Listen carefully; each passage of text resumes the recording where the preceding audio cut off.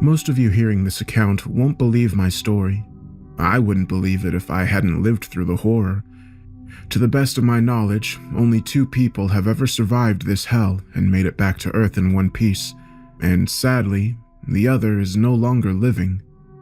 As for myself, I was warned by government suits of the very serious consequences which would follow if I ever went public with my story. But I've decided to do so anyway, because I believe people need to know what's really out there, and I fear the truth will become apparent soon enough, as an intergalactic war is coming to our doorstep. As with most of their abduction victims, I'm not special or important. In fact, I was at the lowest rung of society, a down and out who'd fallen on hard times as I lost my job, my home, and fell victim to an alcohol addiction, sleeping rough and filling my belly with cheap vodka to keep myself warm at night. My confession to having an alcohol problem will surely bring my account into question, but I can assure you that I was quite sober when the events I'll describe took place.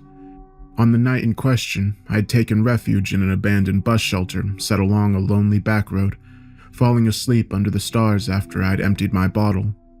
I don't know at what time I was awoken, but I do vividly remember my senses were simultaneously overloaded, my ears ringing with a deafening buzzing sound and my eyes temporarily blinded by an intense white light. Suddenly and inexplicably, I felt my body rising off the bench, my form being pulled upwards into the night sky. My last memory was of a dark, cigar-shaped aircraft in the sky above me, and to my horror, I realized I was being pulled towards it. But then, I felt myself falling out of consciousness, my eyes closing as my whole world went dark. I awoke an indeterminable length of time later in a very alien place, quite literally. The first thing I noticed was the pain I felt throughout my body, a dull throbbing as my bones and joints all ached simultaneously. And then I felt the cold as I discovered that my body was completely naked, my clothes gone as I lay against cold metal, my skin freezing and body shaking. It caused me physical pain to open my eyes, but when I did, there was little I could see, because the steel-plated room was dark, only dimly lit by a faint red light. It was at this point that I panicked, quickly standing up on my trembling legs as I darted toward the wall. But I didn't get far, as suddenly I experienced a shooting pain pulsating through my body, feeling like I'd been hit by a bolt of lightning. I screamed in agony, falling down to the cold, hard floor as I reached for my throat and was horrified to find a metal collar secured around my neck. In an act of panicked desperation, I tore at the collar, trying to remove it, but instead being hit with another surge of electricity that tore through me. "I wouldn't do that if I were you," called out a voice from the darkness, his tone surprisingly calm given the circumstances. "The shock collar is programmed to go off if you make any sudden movements or if you try to remove it. The voltage will steadily increase until you either lose consciousness or your heart stops." I experienced a flood of emotions upon hearing his words, confusion, anger, and fear, but I listened to the stranger's voice, not wishing to go through that pain again. Slowly, I opened my dry lips and stuttered out my words. "Who are you? And what the hell is this place?" "My name is Gideon, and I am like you, a prisoner here." "Is there anyone else there?" I asked cautiously. "Yes," came the first response. "I'm Tanya, and I don't know why I'm here." There was a pause before the next voice called out of the darkness, his voice trembling as he spoke. "Max. I'm Max. I don't know why this is happening. I want to go home." "I'm sure we all do," answered Gideon. "But alas, that's not going to happen." I shook my head, imagining this must be some kind of vivid nightmare, but in my heart, I knew it was real. "You haven't answered my question," I answered as my fear began to turn into rage. "Where the hell are we? And who's done this to us?" I heard Gideon sneering before he replied. "Well, technically that's 2 questions, but I'm happy to help. Although I suspect you may not like the answers. It's difficult to explain in words, so perhaps it's easier if I show you all." I heard footsteps and saw the shape of a man slowly walking across the metal floor and towards the adjacent wall. He tapped on a hidden control panel with his bony fingers and entered a code, and suddenly the mechanism began and a shutter slowly opened, unveiling a scene which brought terror to my heart. Because when the shutter was finally open, we all saw a transparent porthole-like window looking outwards, showing a dark sky adorned with distant stars, and a blue and green globe that we all recognized very well. I slowly pulled myself up, ignoring the throbbing pains in my naked body as I walked barefoot across to the window and observed the scene in disbelief, scanning the outlines of the familiar green continents, the mighty blue oceans, and the shifting storm fronts which swept across the globe. To my horror, I realized I was looking down at Earth, which could only mean one thing. I was no longer on my home planet. The reflected light of the Earth's surface now illuminated the room we were held inside, a bare metal cell with few visible amenities other than a stinking hole in the ground, which I guessed was meant to be a toilet, and hard concrete slabs in the place of beds. I also saw my fellow prisoners clearly for the first time. Tanya and Max appeared as I did, naked and humiliated and beaten, their eyes full of terror as they saw what I did. Clearly, they were both in a state of shock. I tried to maintain their dignity by focusing on their faces rather than their nude forms. Tanya was a young woman, slim, dark-haired, and attractive, although I recognized the telltale signs of addiction on her, such as pasty skin, bloodshot eyes, and track marks on her arms. Max was an older man, his physique flabby and skin wrinkled. I saw raw terror in his wide eyes, which made me think he was on the verge of a psychological breakdown. Gideon was different, however. I noticed he wore a shock collar like we all did, but he was also fully clothed, wearing a white robe which covered his dignity. True, he didn't look in the best of health, his body emaciated and eyes sullen, as if he had seen too many horrors. It was also clear that he knew more about our situation than the rest of us. I wasn't the only one to come to this conclusion, as soon all turned on the mysterious Gideon. "How the hell did you know about the shutter?" I demanded. Gideon held his hands up defensively as he answered, I can explain everything. Just give me a chance. Bullshit! You're playing with us, man! Max screamed angrily. Yeah. Tanya agreed. How do we know you're not the one who did this to us? Why the hell should we trust you? In an instant, all three of us were advancing upon Gideon, our fists clenched as we prepared to beat the living hell out of him. Gideon's eyes widened and he lifted his hands up higher, slowly backing off as he said, You shouldn't do that. "Screw you!" I yelled as I lurched forward. But a second later, I was on the floor, my body convulsing as the shock collar delivered another agonizing jolt. I looked over to see my two companions similarly incapacitated, the two of them rolling on the metal surface in agony. When our punishment was over, we all glared upwards, seeing Gideon looking down upon us with a barely concealed look of smug satisfaction on his lips. I did warn you. Slowly and painfully, I got up on my feet, and my fellow prisoners did likewise as we looked to Gideon for answers. My friends, as I've already explained, I am a prisoner here just like the three of you. It just so happens that our captors have allowed me certain privileges and access to limited information. Why, I cannot say, although I suspect it's part of their plan for me to explain the situation to new arrivals. My mind was racing, my sweat pouring from my skin. None of this made any sense. I don't understand. Asked Tanya, breaking the tense and confused silence. Who's done this to us? Who the hell is holding us, and where the hell are we? Gideon nodded before replying. Where we are should be obvious, although I understand it's a lot to take in. Nevertheless, we are clearly in space above our home planet. As to who's holding us, well, that's more difficult to explain. Our captors are not of this world. I assume they come from another star system in our galaxy, although from where exactly, I cannot say. They've shared little with me about their culture or civilization. I only know that their technology is vastly superior to our own. So what are you saying? We've been abducted by aliens? I exclaimed in shocked disbelief. That's exactly what I'm saying. Gideon confirmed grimly. Alien abduction? Tanya interjected excitedly. What, you mean like anal probing and all that shit? Max emitted a nervous laughter, but Gideon didn't share in the joke, his face remaining like stone. I'm afraid it's far worse than that, he said solemnly. They have no interest in human anatomy, except for the purposes of inflicting physical pain upon us. A chill ran down my spine as I asked, "What the hell do you mean?" Gideon didn't answer straight away, instead pointing and directing our attention back towards the porthole. I turned my head to look, instantly sickened by the horror that I witnessed, as first one and then a second human body slowly floated through space and past the window, their naked bodies frozen in the cold vacuum.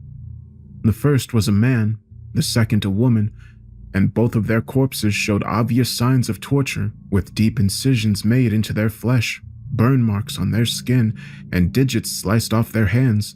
Their bulging, bloodshot eyes were still open, filled with pain and terror of their final moments.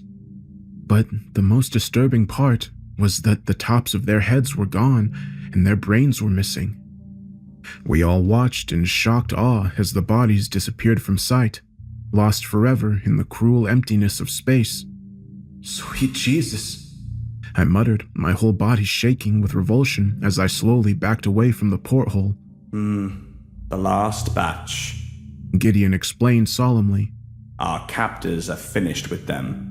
I struggled to force the words out of my throat. They murdered them, tortured them first, and then dumped their bodies into space. Why? Why would they do this? Well, that's the $1,000 question, isn't it? Gideon answered cryptically. I don't have all the answers, but I've been on this ship for a while. I've observed what occurs and have had some limited communication with our captors, receiving as much information as a master would provide to his slave. From this, I have reached some conclusions. All living organisms are a product of their environment, and the traits they evolve allow them to survive in said environment. The trouble with evolution is that it's hard to shake. We humans consider ourselves an advanced and civilized species, but we are still prone to primal, animalistic urges. Now, imagine a species which evolved on a planet much more dangerous than our own, an environment populated by many highly aggressive organisms, where the evolutionary victor would need to be smarter, stronger, and more ruthless than its competitors to end up on top. Move forward a few millennia, and that species is now technologically advanced and capable of intergalactic space travel. It meets other similarly developed civilizations, and inevitably, there is conflict. Terrible wars fought across star systems, resulting in countless deaths. Gideon paused briefly as he looked out of the porthole and towards our far distant planet. It would be safe to say that we were all hanging on his every word, although the implications of what he was telling us were both extraordinary and terrifying. Eventually, these wars end in stalemate, as multiple civilizations fought each other to a bloody standstill. A new order emerges, a sort of galactic UN formed to keep the peace. The war is over. However, our captors still have those same predatory instincts, a leftover from their violent evolution. So, what do they do with these murderous urges? Well, they come to a place like Earth, an uncontacted backwater planet on the edge of the galaxy, beyond the laws of the Galactic Confederation. Here, they can kidnap with impunity, taking those who will not be missed and inflicting sadistic tortures upon them before brutally ending their lives. By such underhand methods, our captors can indulge their dark impulses without risking war with their galactic rivals. I shook my head in dismay, my mind racing as I tried to make sense of this madness. In the end, it was Tanya who vocalized what we all must have been thinking. So, you're saying these psychos are like the space versions of Ted Bundy or Jeffrey Dahmer? Like, they travel light years just to torture and murder people? Gideon frowned before replying. Well, it's a bit more complicated than that, but in a nutshell, yes, this is the situation. I couldn't believe it. My exhausted brain told me that this couldn't be true, and even if it was, there must be a way out. What do we do? I asked frantically. How do we get out of this hellhole? Gideon sighed loudly before replying. You don't, I'm afraid. There is no escape from this ship, and there's no way you can avoid your fate. All of you will die here. Sadly, this is inevitable. Bullshit! I cried in angry defiance. That can't be true. You survived. Why haven't they killed you? Our captors keep me alive because I serve their purposes. For now, at least. I suspect they will kill me once I outlive my usefulness. Or perhaps they're just saving me for last. In any case, I have accepted that I'll never leave this ship alive. Suddenly, all of our attention was drawn to the corner of the cell where Max had curled himself up in a fetal position, maniacally nodding his head back and forth as he muttered in a state of disconnected panic. No. This can't be happening. This can't be real. I shouldn't be here. I don't deserve this. I should not be here. A moment later, and the far wall lit up as suddenly a previously hidden doorway appeared and slid open. They're coming to claim their first victim. Gideon warned, a fear now evident in his voice. We all backed away from the doorway, trying to prepare ourselves for whatever monstrosity emerged from the other side, but Max had lost his mind, standing up and attempting to run for the door, screaming, "Let me out of here! I need out!" He moved quickly before any of us had time to react. What happened next was a violent blur in my memory, as a long implement extended out of the darkness and struck Max hard on the head, knocking him backwards and down to the metal floor. The creature which emerged from the shadows and entered our cell was something like from a nightmare. My descriptive skills are not good enough to do the alien being justice, but the best way I can describe the thing's appearance is a cross between a human and a lizard. The alien was about 7 feet tall, its body covered in smooth red scales, although it also wore what appeared to be some kind of body armor over its torso. Its snout-like mouth was filled with sharp teeth. It had no nose, just 2 slits for nostrils, and its large, dark eyes were those of a reptile, cold, calculating, and predatory.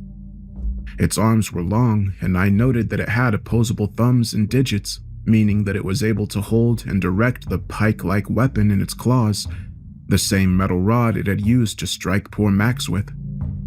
Its legs looked powerful, and I saw its middle toes were adorned with sharp, curved claws about 6 inches long. It tapped these claws menacingly on the metal floor as it surveyed us, its naked and helpless human victims. At this point, Max unfortunately regained consciousness, glancing up at the beast above him and screaming out in absolute terror. I swore I could see a cruel smirk on what passed for the alien's lips, its eyes widening with a sadistic pleasure as it lifted its weapon. A second later, Max's limp body was roughly dragged across the floor, his shock collar acting like a magnet which attached itself to the end of the alien's metal pike, allowing it to easily pull the kicking and screaming Max out of the cell and into the dark corridor beyond. A moment later, the door slammed shut, leaving a trail of Max's blood and urine on the floor, and the rest of us trapped inside, dealing with the shock of what we'd witnessed. My God, what will they do with him? Tanya asked with a trembling voice. Trust me, you don't want to know. Gideon answered. I sat down in a corner, my head in my hands as I desperately tried to think. Surely there must be a way out, I thought. This couldn't be the end. But things only got worse over the next few hours. Clearly, our captors enjoyed tormenting us because, although the cell walls were thick, they deliberately piped in sound using some sort of speaker system, and what we heard were the screams and pleas of our companion, Max, as he was subjected to unspeakable tortures. We heard every ignored cry for mercy, every incision made into his flesh, and a foul hissing sound that I can only assume was the reptilian alien's equivalent of laughter. And whenever we tried to plug our ears to block out the sound, we would get shocked from the callers. Our reactions to hearing this monstrous cacophony were different in each case. Tanya broke down as she lay in a corner and sobbed uncontrollably, while Gideon stood and listened in grim silence, as clearly he'd been through this hellish situation many times before. As for me, my mind was on the edge of madness, and I wanted to rip my ears off so that I didn't have to listen to Max's suffering. I kept racking my brain, trying to think of a way out and demanding answers from Gideon, but he didn't provide the answers I needed, as the veteran prisoner seemed resigned to his fate. We can fight them. Surely we can, I shouted. Gideon shook his head in the negative. You are naked, unarmed, and have a shock collar attached to your neck. What's more, we are on board their spaceship, surrounded by dozens of armed guards and torturers. Resistance is entirely futile. Believe me, many have tried, and all have failed. Well, can't we reason with them then? I asked desperately. You're able to communicate with these aliens. Can't we make a deal? Gideon scoffed at the very suggestion. Reason with them? Our captors regard us as no better than insects. They would no sooner negotiate with us than we would with a common housefly. Well, there must be something we can do, I cried out angrily, raising my voice to be heard over Max's screams. We can't just sit here and wait for death. Don't you think I would have done something already? Gideon shouted, as for the first time he lost his temper. Don't you realize I've considered every possible action? Shut up! Screamed Tanya as she raised her tear-covered face from her hands. Shut up, both of you! This isn't helping! Jesus Christ, a man is dying in the next room! Show him some goddamn respect! The woman's angry words of rebuke ended our debate, and soon after, Max's tortured cries ended, replaced by a horrifying death rattle as he finally left the mortal coil. I shuddered upon hearing that awful sound. I felt some relief that Max's suffering had ended, but also fear, because I knew one of us would be next. Sure enough, it wasn't long before the invisible door in the wall reopened and the 7-foot-tall reptilian guard marched in, its foot claws clicking in excitement as its predatory eyes scanned the cell's interior in search of its next victim. I stood in defiance, clenching my fists as I faced the beast. I knew any physical resistance would be useless, but still wanted to go down fighting. But the alien's cold eyes ignored me, instead focusing on Tanya and lifting its weapon as it advanced upon her. I experienced a moment of foolhardy bravery then, as I charged toward the guard, screaming, No, don't take her! Take me instead! The alien's reaction was instantaneous as it struck me with its pike. A shooting pain reverberated through my skull as I collapsed to the ground. With me out of the way, the alien guard continued its advance upon Tanya, who had taken cover in the far corner of the cell. It seemed inevitable that the beast would take her, but then all hell broke loose. There was an almighty explosion and the whole spaceship shook, throwing us all across the cell like helpless ragdolls. This included the alien guard, who was flung heavily against the wall, its head cracking as it made impact. The alien didn't get back up. I didn't know whether it was dead or unconscious, but either way, we were happy for our unexpected salvation. In that moment, we all turned to the porthole, astonished to see a second craft soaring through space. A silver, needle-shaped ship, which was firing as it sped toward us, shooting missiles through the vacuum. There were more explosions, as the prison ship we were on board shook under the force of multiple impacts. Who the hell is that? I shouted, looking to Gideon for answers. For once, the veteran hostage looked as surprised and baffled as we did. I've no idea. I've never seen a ship like it before. He answered honestly. Tanya brought us both back to reality, shouting, Come on, damn it! We need to get out of here! She pointed over the incapacitated body of the alien guard and towards the still open doorway, offering us an escape from the cell. Tanya led the way and I followed. Gideon paused only briefly, taking one look around the hellish prison before leaving it behind. We exited and found ourselves navigating a maze of dark corridors as explosions continued to rock the alien ship. Our collars thankfully did not transmit a shock, for which we were all grateful. I can only assume the explosions had disrupted their signal, or the beings in charge of shocking us were preoccupied. Gideon soon pushed ahead as it seemed he knew the way. He led us to a second room, typing in a code to open the door. What we found inside was a hellish scene beyond my worst nightmare. It seemed this was the aliens' torture room, stinking of death, blood, and disinfectant. I saw racks of both primitive blades and high-tech surgical devices that I assumed were designed for the sole purpose of inflicting physical pain.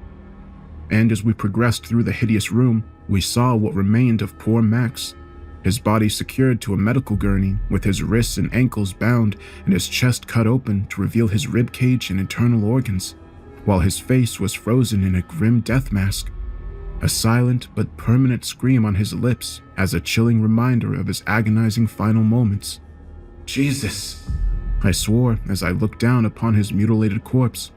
Holy shit! What the hell? Tanya suddenly exclaimed, her voice once again filled with shock and disgust. I looked up to the far wall of the room and bore witness to sheer horror. There, mounted in a macabre display, were the severed heads of the aliens' many victims. Most were human, but there were other species too, exotic and unfamiliar to my eyes. One looked like some kind of aquatic creature, complete with gills and scales, while another appeared similar to a wolf, except it had 6 eyes. In all, there were about a dozen mounted heads up on the wall, but this wasn't even the worst thing about the sadistic exhibit. What chilled both Tanya and I to our very core was the fact that the severed heads were still alive. I don't know how they did it, or what kind of twisted bad science they used, but each head was connected by tubes to some sort of electronic digital device that seemed to be monitoring their vital signs. Every head seemed to be trapped in their own hellish nightmare without end. Some stared at us with bloodshot eyes filled with madness, while others maniacally opened and closed their mouths in an attempt to scream, except no sound was emitted since presumably they no longer had vocal cords. And a few of the heads had been subjected to even worse torment, their eyes removed and their mouths sewn shut, although they could still sniff the air and reacted to sounds, the result being the most grotesque and sickening sight I'd ever witnessed. Yes. Apologies. Gideon added in a meek voice. I should have warned you about their hunting trophies. They use their technology to keep the brains alive, allowing these select victims to continue to experience pain and fear. Sadly, most of these poor souls have long since lost their minds.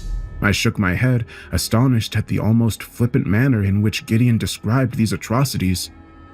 I realized, however, that he must have lived through hell, suffering untold horrors at the hands of our sadistic alien captors. I couldn't imagine what he'd had to do just to survive in this ship of nightmares. Whilst we stared in horror at the living heads, Gideon went to work, tapping into a control panel to reveal bizarre symbols that I guessed recorded text in the alien languages, and images which appeared to show the ship's interior.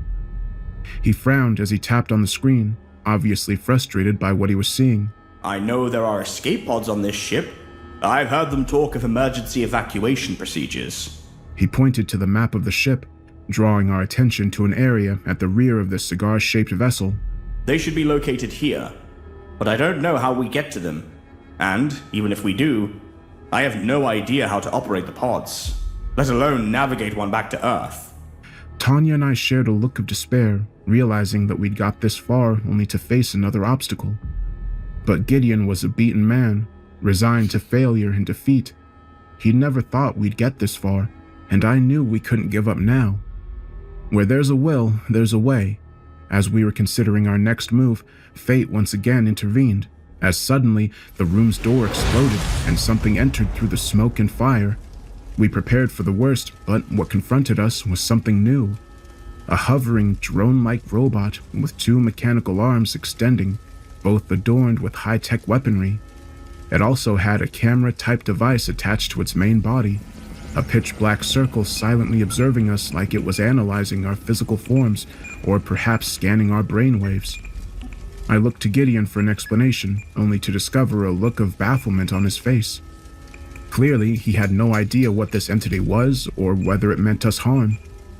A tension-filled moment passed as the hovering robot continued to survey us, before suddenly, a green light flashed on its visible display, and to our astonishment, the robot spoke to us in almost word-perfect English. Greetings, citizens of Earth.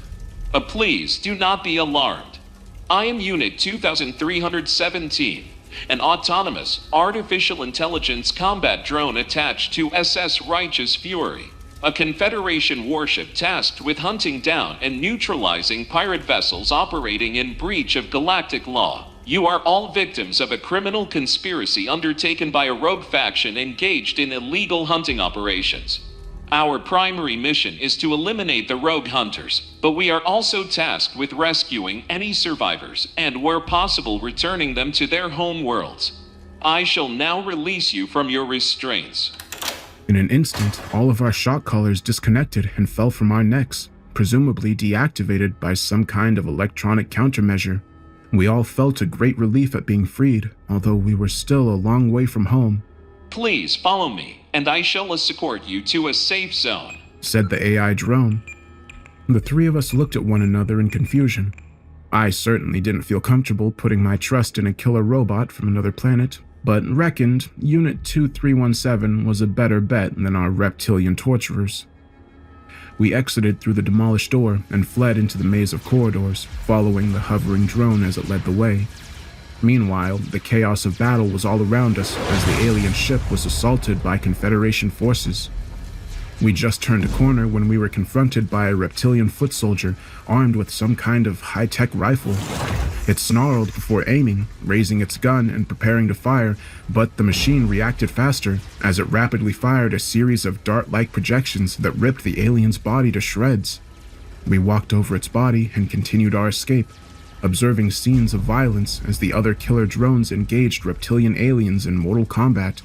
The fighting was fierce, but it seemed clear that the AI drones were winning, as our alien captors were being gradually wiped out and their torture ship overrun. Finally, we reached what I guessed was the rear of the spaceship, where we saw a row of circular doors with strange symbols written above them, and control panels on the metal walls beside them. The escape pods? We've made it! Gideon exclaimed, his eyes lighting up with hope for the first time since I'd met him. Our robotic savior extended a metal arm and began pushing buttons on the first control panel. Destination Earth. Location the North American continent. Your pod shall depart in 2 of your minutes. A moment later, the door slid open, revealing the tight but inviting pod within. Thank God! Tanya proclaimed joyfully. Please proceed inside, the robot instructed. Tanya jumped in without hesitation, and I went to follow, pausing only briefly to look back at the third member of our party. To my astonishment, I saw Gideon was standing back from the pod's doorway. What are you doing? I asked in dismay. I'm sorry, my friends. I could not come with you. It is too late for me. You understand? The things I've seen. What I've had to do to survive. I cannot return after all this. There must be a price. There were tears in his old eyes, and I could tell his soul was aching.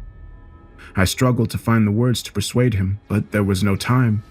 Suddenly, a trio of reptilian warriors charged down the corridor toward us, firing wildly as they came. Gideon screamed, physically shoving me into the pod and slamming his palm on the controls to close the door. I was sealed inside before I knew what was happening, watching helplessly through the porthole window as Gideon fled and 2317 laid down covering fire, engaging the attackers in deadly combat. The battle was intense, but brief as the robotic drone eventually succumbed to superior gunfire, exploding in a ball of flames around us. The aliens advanced upon our pods with guns at the ready, and for a second, I feared all was lost. But then the counter reached 0 and our pod launched, a huge blast of energy propelling us into space at tremendous speeds. I held on tight and continued to look through the porthole, seeing the reptilian vessel grow smaller and smaller in the distance. I observed numerous small objects eject from the ship, which must have been more of the AI drones escaping from the doomed craft. And then, a moment later, the torturous ship exploded from the inside out, its form torn apart by white flames as the nightmare was ended. I watched the debris spreading through space and shed a tear for Gideon, believing we would never have escaped that death trap without the knowledge he imparted to us. Tanya, on the other hand, focused on the view ahead of us as our pod rapidly approached the Earth's surface. Look, we're going home. She exclaimed. We're going to make it after all. She smiled sweetly at me, and for a moment I shared her glee. But soon we experienced the trauma of re-entry into the atmosphere, our small pod burning up as the ground rapidly approached. I felt sure we would smash into the surface in a fiery crescendo, but at the last moment, the pod engaged reverse thrusters, reducing our speed and allowing us to land relatively gently on the ground, although not without a bump. A moment later, the doors of the pod automatically swung open, and we were able to breathe fresh air for the first time. And boy, it was amazing. Cautiously, Tanya and I exited the alien vessel, finding ourselves in the middle of a flat cornfield, seemingly without another soul in sight. I surveyed the scene, part of me still not believing we were truly free. What now? Tanya asked as she stepped to my side, her still naked skin shining under the morning sun. We soon got our answer with the heavy din of rotor blades, as suddenly a black helicopter appeared on the horizon, rapidly approaching until it was practically hovering over our heads. We looked up in baffled confusion before seeing movement on the road at the edge of the cornfield, as a fleet of dark SUVs sped into place and a small army of federal agents jumped out, all aiming guns at Tanya and I as they ordered us to get down on the ground. So, the feds arrested us both, bringing us into custody while they took possession of the alien escape pod, the only tangible evidence of the incident. We were held for days and questioned separately, ordered to recount the details of our abduction and captivity. I don't know why they released us. I guess we hadn't committed any crimes, but we were warned not to speak about what we'd been through, or we'd face severe consequences. Obviously, I have now decided to disregard that warning and tell my story publicly for the first time. Why have I made this decision? I suspect my days are numbered. You see, I got word recently that Tanya had died suddenly from an overdose. She had a history of substance abuse, so it's possible she started using again to cope with her PTSD after the abduction, but I'm not so sure I believe that. I wonder if Tanya was deliberately silenced by some shadowy government agency that wants to cover up the truth. If this is the case, they will surely come for me next. Clearly, our government knows a lot more about these abductions than they wish to share with the public. However, I doubt they can keep this secret for much longer. Not if a galactic civil war is raging in our own solar system. In any event, such is the huge gap in technology, I doubt there will be much we can do to alter the outcome of this conflict. War is coming to us, and we better pray the good guys win, because I've seen the evil out in the universe, and believe me, it is terrifying.